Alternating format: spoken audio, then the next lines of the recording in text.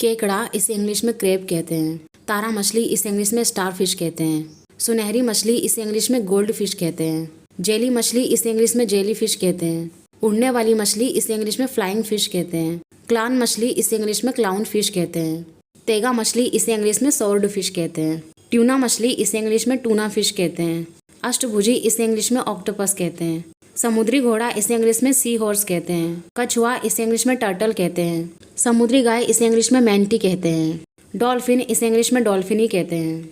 एकांतवासी केकड़ा इसे इंग्लिश में हर्मिट क्रेब कहते हैं। शार्क इसे इंग्लिश में सार्की कहते हैं। और इस तरह की वेल इसे इंग्लिश में स्पम वेल कहते हैं। काली सफ़ेद वेल इसे इंग्लिश में किलर वेल कहते हैं।